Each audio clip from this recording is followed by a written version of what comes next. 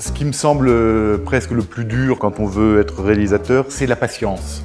C'est se dire, je préfère attendre pour faire le film que j'ai envie de faire, plutôt que de faire les choses rapidement parce que j'ai la possibilité de les faire. Je pense que moi, entre le moment où j'ai fini l'école et le moment où j'ai fait mon premier court-métrage, se sont écoulés 7 ans, pendant lesquels j'ai été assistant, j'ai été chef opérateur, parce que je pense que je n'étais pas mûr. Je pense que je ne savais pas encore ce que j'avais à dire, je ne savais pas encore comment je voulais le raconter. Que j'ai eu, je pense, la patience d'attendre, de réfléchir à ce que j'avais à dire.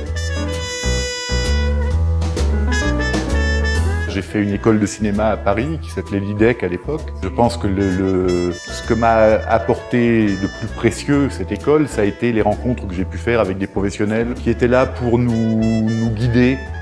Pas pour nous dire voilà comment on fait un film, mais pour nous dire ah tu veux faire ça, tiens est-ce que tu as pensé à ça? Mais en tous les cas, tous ces échanges que j'ai pu avoir avec des professionnels pendant mes études a été assez essentiel pour moi. Le travail d'équipe est quelque chose d'absolument essentiel. Je dirais même plus que l'équipe. J'ai besoin d'une petite famille de cinéma autour de moi. Je travaille par exemple depuis le tout début avec le même scénariste et le même monteur qui se trouve par ailleurs être la même personne, mais qui est avant tout mon meilleur ami. Et je pense que le rôle d'une école, c'est aussi ça. Ma petite famille, je me la suis créée à l'IDEC quand j'étais étudiant.